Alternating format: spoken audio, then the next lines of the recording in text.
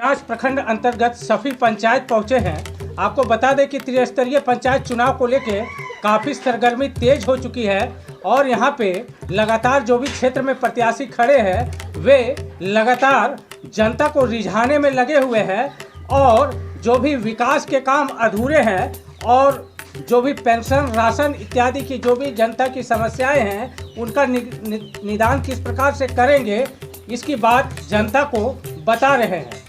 आज हमारे साथ पारहो पंचायत से पंचायत समिति के उम्मीदवार साबिर जी हैं। जी हाँ, उनसे हम बात करेंगे सीधी और जानेंगे कि जनता के बीच जनसंपर्क अभियान के तहत जा रहे हैं, पहुंच रहे हैं तो लोगों से कितना प्यार उनसे मिल पा रहा है। तो साबिर जी आपसे सीधा बात होगा। ये बताना चाहता हूँ कि जिस तरह से लोगों का प्यार हमारे ऊपर मिल रहा है, जहाँ जहाँ हम भ्रमण फील्ड में कर रहे हैं, लोगों का आशीर्वाद, सभी वर्ग के लोगों का आशीर्वाद हमको मिल रहा है। अभी पब्लिक, मेरी माँ बहन बुजुर्ग, मैं किसी को ये नहीं चाहूँगा कि ब्लॉक भेजूं और ब्लॉक के चक्कर लगवाऊं। मैं जितने सारे व्यवस्था है सरकार के, मैं चाहूँगा कि पंचायत भवन को एक सुंदरीकरण करके और सारा काम निपटाऊंगा पंचायत भवन से। देखा जाए हमारे पारहो पंचायत में मैं जितने भी गांव मोहल्ला है, हर गली में गुजर रहा हूं, हर जगह से हमको आशीर्वाद प्यार सबों का मिल रहा है। हमारे माता बहनें जितना भी हैं, सभी लोग एक ही आवाज़ उठा रहे हैं, एक ही मांग कर रहे हैं कि आपके जैसा शिक्षित व्यक्ति अगर हम लोगों का प्रतिनिधित्व करते हैं तो हम लोग बहुत भाग्यशाली होंगे। हम लोग बहुत भाग्यशाली होंगे कि हमारे जो भी काम अधूरा पड़ा हुआ है, जो मेरा काम नहीं हो पाया है, वो हमारे आवाज़ बनकर आप ब्लॉक और ज़िला में ले जाएंगे। और मैं भी ये वादा करता हूँ जनता से कि मैं आपका जितने भी सारा काम अधूरा पड़ा हुआ है, सारे काम को हम अच्छे से ऑफिस में ले जा करके आप लोगों का जो भी अधूरा, जैसे वृद्धा विधवा सामाजिक पेंशन, जितने तरह के पेंशन जो अभी लोग वंचित हैं, वो सारा समस्या को निदान करेंगे। और जो हमारे पंचायत में अभी अगर किसी प्रकार की जैसे विकास में अगर कमी होगी, सड़क, रोड, नाली इत्यादि जो भी समस्या है, सारा समस्या को दूर करने की कोशिश करेंगे। देखिए, आपको जनता ने पहले भी सेवा का मौका दिया था और लगातार 5 और 2 7 वर्ष को कोविड काल को भी लेके, तो उतने दिनों में आपने उप मुखिया प्रतिनिधि के रूप में भी विकास का काम किया है क्षेत्र में।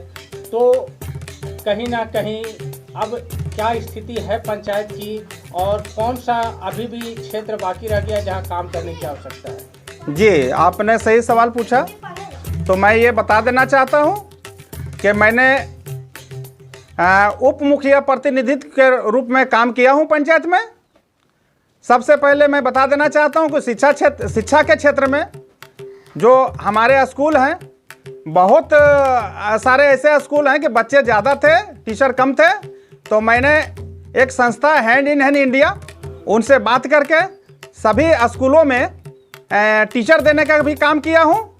और हमारे विद्यालय डुब्बा स्कूल है एक, वहाँ पे प्रोजेक्टर के द्वारा स्मार्ट क्लास के भी व्यवस्था करवा दिया हूँ, ताकि स्मार्ट क्लास से ये सुदूरवर्ती क्षेत्र में हमारे बच्चे जो नहीं जानते हैं कि स्मार्ट क्लास क्या होता है, वो धीरे धीरे जाके और स्मार्ट क्लास का लाभ भी ले रहे हैं और पढ़ भी रहे हैं। अपने पंचायत को मॉडल पंचायत के रूप में विकसित कीजिएगा, इसके लिए कुछ प्लान है आपके पास? जी, हमारे पंचायत में मॉडल पंचायत बनेगा, जरूर बनेगा। हमारे पंचायत में सबसे पहले मॉडल पंचायत इस तरह से बनेगा कि सबसे पहले हम पंचायत भवन को सुंदरीकरण करेंगे। पंचायत भवन का कार्यालय जो रहेगा वो जनता का, समझ लिए, सारा समस्या का घर वही, निदान वही है। मैं किसी भी जनता को ब्लॉक नहीं भेजना चाहता हूं कि दर दर के ठोकरे खाए। ब्लॉक का चक्कर नहीं लगाना है। मैं पंचायती राज व्यवस्था से जितने भी सारे व्यवस्था हैं वो पंचायत में ही सॉर्ट आउट करूँगा और पंचायत के अंदर ही सारा काम को निपटाऊँगा। और विकास भी जितना तरह के हैं हम देख रहे हैं, गांव गली हर जगह घूम रहे हैं। जो भी कमी है मैं एक डायरी में नोट कर रहा हूं, उसको पुनः जीतने के बाद वो सारा समस्या को दूर करने का काम करूंगा। महिलाओं को आर्थिक रूप से सशक्तिकरण की दिशा में आगे बढ़ाएं, इसके लिए भी कुछ प्लान है आपके पास? महिलाओं के लिए आज अगर देखा जाए तो समाज में अहम भूमिका महिलाओं के रहता है। अगर शिक्षा के प्रति में भी जानेंगे तो हमारे जितने भी लोग हैं सब बाहर काम काज करते हैं, लेकिन महिला घर में रहती है। तो मैं चाहूँगा महिला सशक्तिकरण ऐसी नहीं बनेगा, महिला को थोड़ा सा जागरूक होना होगा। और महिला हमारे सुदूरवर्ती क्षेत्र में भी धीरे धीरे जागरूक हो रही हैं, अपने बच्चे को जागरूक कर रहे हैं कि स्कूल भेजिए। अगर बच्चा पढ़ेगा तो उसका विकास होगा, पंचायत का विकास होगा। क्या लगता है कि स्वास्थ्य के क्षेत्र में अभी जो स्थिति है आपके पंचायत की, क्या स्थिति है, इसमें सुधार के लिए क्या पहल होगा? जी, स्वास्थ्य के क्षेत्र में जैसे हमारे यहाँ सरकार के द्वारा उप स्वास्थ्य केंद्र भी बना हुआ है, उसमें हम लोग लगातार निरीक्षण भी करते हैं कि किसी भी चीज़ का कमी ना हो। जो भी समस्या होता है जैसे स्वास्थ्य के लिए, वो सारे पब्लिक लाभ उठा रहे हैं स्वास्थ्य केंद्र से। और अगर किसी चीज़ का व्यवस्था अगर देना होगा तो वो भी किया जाएगा। आखिरी सवाल आपसे कि यदि जनता आपको आशीर्वाद देती है और पंचायत समिति सदस्य के रूप में आप स्थापित हो जाते हैं तो सबसे पहला प्रमुख रूप से कौन सा काम करेंगे? जैसे गांव ग्राम में सबसे पहला काम ये रहता है कि लोगों के पास जो अभी देखते हैं फील्ड में जो वृद्धा पेंशन हो गया, किसी का रुक जाता है कोई कारण से, उसमें हम मदद करने का काम करेंगे। जिला में ब्लॉक में जाके देखेंगे किनका पेंशन नहीं हुआ है।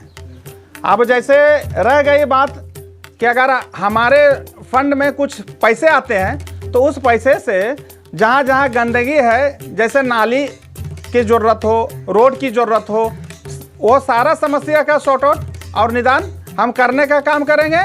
और जितने भी पंचायत में समस्या हो वो सारा समस्या के ऊपर काम होगा। सबसे ज़्यादा हम शिक्षा के क्षेत्र में काम करेंगे। जनता से आपका क्या अपील होगा? जनता से यही अपील होगा कि आपके बेटा, आपके भाई, कोई गैर नहीं, हम पुनः आप लोग से आशीर्वाद मांगते हैं। एक बार हमको मौका दीजिए, उसके बाद आप लोग देखिए कि कैसे काम होता है और हम काम करके दिखाएंगे।